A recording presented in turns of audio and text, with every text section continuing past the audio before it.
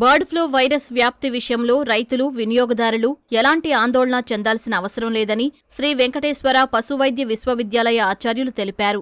బాగా ఉడికించిన చికెన్, గుడ్లను నిర్భయంగా తీసుకోవచ్చన్నారు. ఆంధ్ర రాష్ట్రంలోని తూర్పు, పశ్చిమ గోదావరి జిల్లాల్లో మాత్రమే బర్డ్ ఫ్లూ ప్రభావం ఉందని, రాయలసీమ జిల్లాల్లో లేదన్నారు. పెరుగుతున్న ఉష్ణోగ్రతలతో ఈ వ్యాధి లక్షణాలు క్రమంగా తగ్గుముఖం పడతాయంటున్నారు. బర్డ్ ఫ్లూ వ్యాధి లక్షణాలు, నివారణ చర్యలపై రైతులు పాటించాల్సిన బయోసెక్యూరిటీ విధానాలతో పాటు వినియోగదారుల్లోనూ అవగాహన కల్పిస్తున్నామంటున్న శ్రీ వెంకటేశ్వర పశువైద్య విశ్వవిద్యాలయ పరిశోధనా సంచాలకులు శ్రీలతతో మా ప్రతినిధి నారాయణప్ప ముఖాముఖి ఇప్పుడు చూద్దాం. బర్డ్ ఫ్లూ ఇప్పుడు రైతులనే కాదు, కోడి మాంసం తినే వినియోగదారులను ఆందోళన గురిచేస్తుంది. ఈ నేపథ్యంలో బర్డ్ ఫ్లూ అన్నది ఉందా, అసలు ఉంటే ఎలాంటి జాగ్రత్తలు తీసుకోవాలా, కోళ్ల ఫారాలు సాగు చేస్తున్న రైతులు కావచ్చు, లేకపోతే కోడి మాంసం వినియోగిస్తున్న వినియోగదారులు ఎలాంటి జాగ్రత్తలు తీసుకోవాలన్న విషయాలు తెలియజేసేందుకు శ్రీ వెంకటేశ్వర పశు వైద్య విశ్వవిద్యాలయ పరిశోధక విభాగ సంచాలకులు డాక్టర్ శ్రీలత ఉన్నారు. వారిని అడిగి మరిన్నో తెలుసుకుందాం. బర్డ్ ఫ్లూ అన్నది రాష్ట్ర వ్యాప్తంగా ఇప్పుడు తీవ్ర ఆందోళన కలిగించే అంశంగా మారింది. ఇప్పటి వరకు గోదావరి జిల్లాల్లో అధికారికంగా వెల్లడైంది. ఆ ప్రభావం మనకు రాయలసీమ జిల్లాలో కావచ్చు, లేకపోతే రాష్ట్రంలోని ఇతర ప్రాంతాల్లో ఏమైనా ఉందా?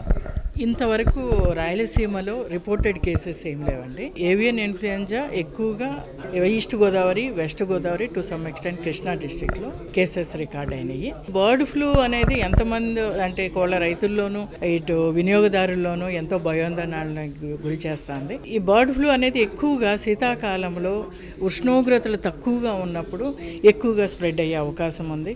మెయిన్లీ ఈ వలస వచ్చే పక్షుల ద్వారా, తర్వాత నాటుకోళ్ల ద్వారా, ఈ వ్యాధి వాటర్ ఫౌల్ ద్వారా వ్యాధి స్ప్రెడ్ అయ్యే అవకాశం ఉంది. అంటే ఆ బర్డ్స్ అన్నీ కూడా క్యారియర్ బర్డ్స్ లాగా ఉంటాయి, డిసీజ్ లేకుండా. సో వ్యాధి సంక్రమించడానికి అవకాశం ఉంది. ఈ వ్యాధి వచ్చినప్పుడు మరణాల శాతం ఎక్కువ ఉంటుంది. తొందరగా బర్డ్ టు బర్డ్ తొందరగా స్ప్రెడ్ అవుతుంది.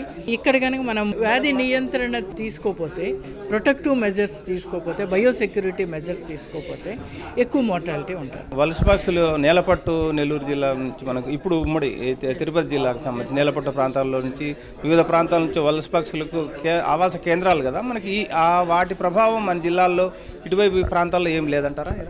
తక్కువ అండి. ఇంతవరకు ఇటు రాయలసీమల, కడప, కర్నూలు రిపోర్టెడ్ కేసెస్ అయితే, చిత్తూరు హెవీ మోర్టాలిటీ అయితే రికార్డ్ కాలేదు. సో దీనికి యాడెడ్ ఫ్యాక్టర్ ఏంటంటే వింటర్ సీజన్ అవటము, లో టెంపరేచర్స్, తర్వాత ప్రాపర్ డిస్పోజల్ ఆఫ్ ద కార్కాస్.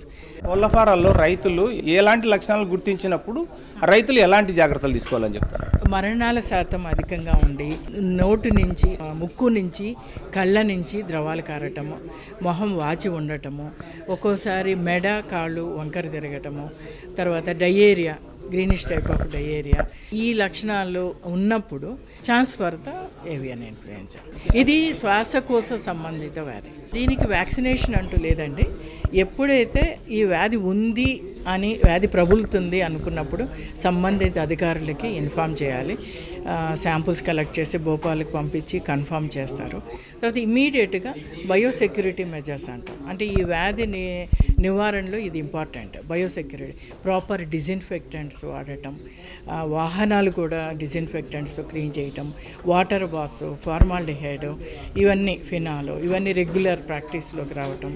తర్వాత మనుషులను వాహనాల రాకపోకలు ఎక్కడైతే ఆ వ్యాధి ప్రబలిందో అక్కడ రాకపోకలు నియంత్రించాలి. అలాగే బర్డ్స్ చనిపోయిన ఫామ్లో మిగతా వాటిని కూడా కలిచేసేసి ఆ షెడ్స్ని కొన్ని నెలలు ఎంటీగా పెట్టాలి. కొన్ని నెలలు ఎంటీగా పెడితే ఆ వైరస్ని మనం నియంత్రించవచ్చు. జనరల్గా ఏం చేస్తారంటే ఫార్మర్స్, ఇప్పుడు ఆ మోర్టాలిటీ వచ్చింది, విత్ ఇన్ షార్ట్ స్పాన్లో మళ్ళీ బర్డ్స్ని పెట్టారంటే ఛాన్స్ ఫర్ అగైన్ డిసీజ్. ఈ బర్డ్ ఫ్లూ వచ్చిన సమయంలో వినియోగదారులు, కోడి మాంసం తినేవారు కావచ్చు, లేకపోతే కోడిగుడ్లు తినేవాళ్ళు ఆందోళన ఎక్కువ ఉంది. అసలు ఈ బర్డ్ ఫ్లూ సోకిన పక్షులకు కోళ్ళకు సంబంధించి కావచ్చు, లేకపోతే కోళ్ళ నుంచి ఉత్పత్తి అయిన గుడ్లను తినడం వల్ల లేకపోతే ఎలాంటి సమస్యలు వస్తాయి? అసలు తినచ్చు అంటారా, తినకూడదు అంటారా? చనిపోయిన బర్డ్స్ని తినకూడదు. ఆ ఫామ్లో బతుకున్నవి, నార్మల్గా ఉన్న వాటిలో ఆర్ మామూలుగా కూడా eggs, properly cooked egg and meet మనం కన్జ్యూమ్ చేయొచ్చు. అసలు వైరస్ అనేది అధిక ఉష్ణోగ్రతలో జీవించలేదు. మనం బాయిలింగ్ టెంపరేచరు, ఇండియన్ కుకింగ్ హ్యాబిట్స్లో ఈ వైరస్ అనేది మనం సంశయం లేకుండా వైరస్ అనేది జీవించలేదు. మోర్ దాన్ 100 degrees మనం కుక్ చేస్తున్నాం. సో దాంట్లో వైరస్ అనేది ఉండదు. మోర్ దాన్ 35 degreesలోనే వైరస్ ఉంటుంది. అంటే ఈ బర్డ్ ఫ్లూ వ్యాపిస్తున్న నేపథ్యంలో కావచ్చు, ఉన్న ఆందోళనలు వ్యక్తమవుతున్న సందర్భంగా మనం ఈ పశువైద్య విశ్వవిద్యాలయం, వెంకటేశ్వర పశువైద్య విశ్వవిద్యాలయం నుంచి ఏమైనా మెడికల్ క్యాంపులు నిర్వహించడానికి కానీ, లేకపోతే అవగాహన సదస్సులు కానీ ఏమైనా ఏర్పాటు చేస్తున్నాం?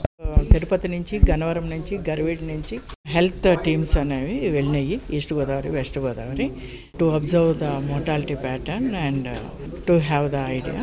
యూనివర్సిటీ తరఫున వెళ్ళారు. వినియోగదారులకు అవగాహన కల్పించడమా, లేకపోతే రైతుల్లో అవగాహన కల్పించడమా, మీరు ఎలాంటి కార్యక్రమాలు రూపొందిస్తున్నారో ప్లాన్ చేస్తున్నారు? బర్డ్ ఫ్లూ వచ్చిన ఫామ్లో కంటే కూడా మిగతాది ఇప్పుడు అసలే చికెన్ తినకూడదు, గుడ్డే తినకూడదు అని ప్రచారంలో ఉంది. అది కాదు, అంటే తినొచ్చు. చాలా బర్డ్ ఫ్లూ ఇన్ఫెక్ట్ కానీ చాలా ఫామ్స్ ఉన్నాయి. వాటిల్లోంచి వచ్చే మాంసను, గుడ్లను నిరభ్యంతరంగా తినొచ్చు. దానివల్ల ఎలాంటి ప్రాబ్లం లేదు, మనుషులకు అది సోకదు. రెండోది ఏంటంటే, ఇంకా ప్రొడక్షన్ చేసే వాళ్ళకు, ఫార్మర్స్కి కూడా మేము ట్రైనింగ్ ఇవ్వాలి, అంటే అవగాహన కల్పించాలి. అంటే ఏ విధమైన అవగాహన కల్పించాలంటే, వారికి ముందుగానే మేము ఒక కోళ్ళ ఫామ్ పెట్టాలంటే ఏమేమి జాగ్రత్తలు తీసుకోవాలి అనేది మేము ఒక ఎంటర్‌ప్రెన్యూర్‌షిప్ ట్రైనింగ్ ప్రోగ్రామ్స్ కండక్ట్ చేస్తుంటాం. పశు సంపదను పెంపొందించే పద్ధతి కాకుండా వ్యాధులు వచ్చినప్పుడు ఎలా నివారించాలనే విషయం కూడా మేము వివరించి చెప్తుంటాం. కాబట్టి అది ఆ ట్రైనింగ్ ప్రోగ్రాంలో ఒక భాగంగా అది జరిగిపోతూ ఉంటుంది. అంటే పశుసంవర్ధక శాఖతో కలిసి మీరు ఇలాంటి కార్యక్రమాలు చేపడుతున్నారా ఈ బర్డ్ ఫ్లూ నేపథ్యంలో? బర్డ్ ఫ్లూ నేపథ్యం అని కాదు, మామూలుగా ట్రైనింగ్స్ చేసేటప్పుడు అది చేస్తున్నాం. ఏ విధంగా వ్యాధిని గుర్తించవచ్చు, వ్యాధి గుర్తించిన తర్వాత మనం ఏం చేయాలి, తర్వాత రాకుండా ఎలాంటి నివారణ చర్యలు తీసుకోవాలి, ఇవన్నీ కూడా మేము వ్యాసాల ద్వారా న్యూస్లో వేస్తాం. కాబట్టి దాని ద్వారా కూడా మేము అవగాహన కల్పిస్తూ ఉంటాం. బర్డ్ ఫ్లూ ద్వారా ఎవరు, అటు వినియోగదారులు కావచ్చు, ఇటు రైతులు కావచ్చు, ఆందోళన చెందాల్సిన అవసరం లేదని చెప్పి అభిప్రాయపడుతున్నారు. ఈ అతి శీతల సమయాల్లో మాత్రమే ఈ బర్డ్ ఫ్లూ వ్యాపించేందుకు అవకాశం ఉంది. ఇప్పుడు రానున్న కాలంలో ఉష్ణోగ్రతలు పెరిగేందుకు అవకాశం ఉండడంతో బర్డ్ ఫ్లూ అన్నది అంత ప్రభావం చూపవచ్చని, మరోవైపు బర్డ్ ఫ్లూ సోకిన కోళ్లను కాకుండా ఇతర కోళ్లన్నింటినీ ఎలాంటి ఆందోళన లేకోకుండా వినియోగించేందుకు అవకాశం ఉందనే అభిప్రాయం అధికారులు వ్యక్తం చేస్తున్నారు. కెమెరామెన్ భాస్కర్తో వి నారాయణప్ప, ఈటీవీ న్యూస్, తిరుపతి.